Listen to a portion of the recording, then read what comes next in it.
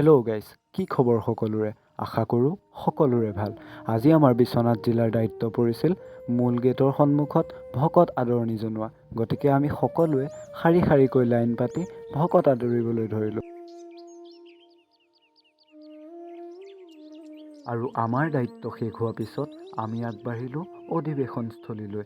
আমাৰ লগে লগে সকলো বাপ আই মাতৃ আগবাঢ়িছে। আজি অধিৱেশনৰ দ্বিতীয় দিন। গতিকে চাওকচোন, আপোনাৰ যিমান দূৰলৈকে চকু যাব সকলো আই মাতৃ ওলাই আহিছে অধিৱেশন ভাগলৈ। আমিও সেই আনন্দৰ ভাগ ল'লোঁ। আৰু দ্বিতীয় দিনৰ অধিৱেশনস্থলীলৈ অহা ভক্তপ্ৰাণ ৰাইজক দেখি মই অবাক হ'লোঁ। আৰু সেই সূত্ৰে মই ভিডিঅ' কৰিব পাহৰি থাকিলোঁ। আপোনাৰ যিমান দূৰলৈকে চকু যাব সকলো বাপ আই মাতৃ ওলাই আহিছে এই অধিৱেশন ভাগলৈ।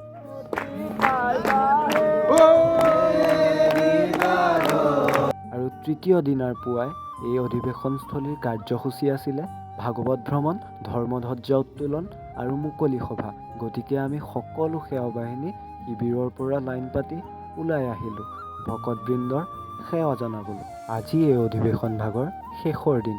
গতিকে সকলোৰে মন সেমেকা। ধৰ্মধ্বজাৰ মূল মণ্ডপ ভাগৰ চাৰিওকাষে যাতে কোনো আপদজনক লোক সোমাব নোৱাৰে, সেইবাবে আমি সেৱা বাহিনীৰ সকলোৱে শাৰী পাতি থিয় হ'লোঁ। আৰু কাৰ্যসূচী ভাগ যাতে সুন্দৰকৈ পাৰ হৈ যায় তাৰ বাবে সকলোৱে সেৱা কৰিলোঁ।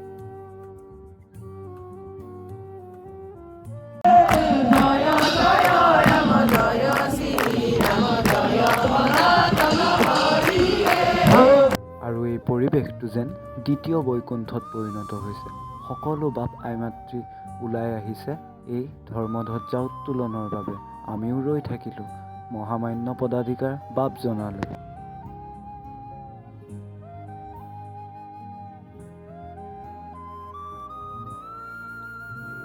আৰু খন্তেক সময় পিছতে শ্ৰীমন্ত শংকৰদেৱ সংঘৰ পদাধিকাৰ মহামান্য বাপজনা আহি উপস্থিত হ'লহি ধৰ্মধ্বজা উত্তোলনৰ বাবে। গতিকে আমি সকলোৱে তেওঁক আদৰণি জনালোঁ এটি হৰিনামেৰে। সঁচাকৈ মহাপুৰুষ শ্ৰীমন্ত শংকৰদেৱে অসমত একশৰণ নাম ধৰ্মৰ খুব সুন্দৰকৈ প্ৰচাৰ কৰি থৈ গৈছিল। আৰু সেই প্ৰচাৰৰ গুৰি ধৰি আমি এই অধিৱেশনস্থলী ভাগত উপস্থিত হ'বলৈ পাই নিজকে ধন্য মানিলোঁ। আৰু ইয়াত থকা প্ৰত্যেকজন বাপ আই মাতৃক মোৰ নিজৰ ফালৰ পৰা সেৱা নিবেদিলোঁ।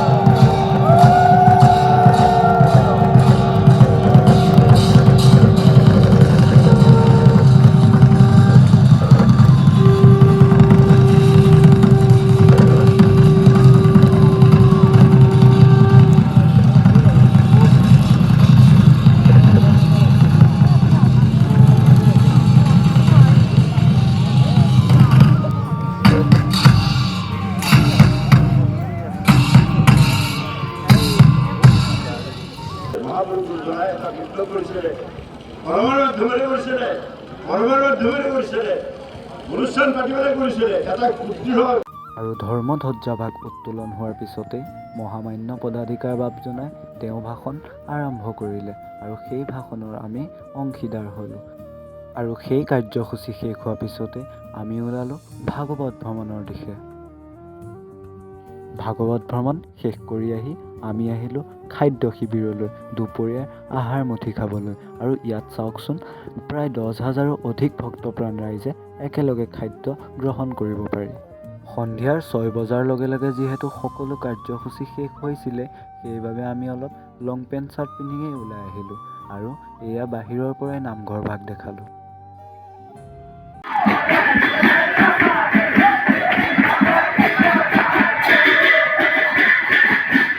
আৰু অধিৱেশনৰ শেষৰ দিন হিচাপে সকলোৱে ফূৰ্তি কৰিলে। এনে লাগিল যেন গোটেই অসমখনে নাচিছে একেলগে। কি যে সুন্দৰ পৰিৱেশ। আৰু 3 দিনত হোৱা এই অধিৱেশন ভাগৰ আজিৰ এই শেষৰ দিনটোৱে যেন সকলোকে কন্দুৱালে। আৰু সকলোৱে নিজৰ ঘৰৰ দিশে আগবাঢ়িলে। অধিৱেশনস্থলীভাগ যেন শূন্য হৈ পৰিল। সকলোফালে নিমাওমাও পৰিৱেশ। এনে লাগিছিল যেন আজি অধিৱেশনস্থলীভাগেও কান্দিছে নিজৰ ভক্তপ্ৰাণ ৰাইজক নেদেখি। আৰু আমিবোৰেও বাস্তৱক আদৰি ঘৰৰ দিশে আগবাঢ়িলোঁ। যোৰহাট জিলাত সকলোকে আকৌ লগ পাম। এই ভিডিঅ'টো ইমানতেই সমাপ্ত কৰিছোঁ। অন্য এটা ভিডিঅ'ত আকৌ লগ পাম।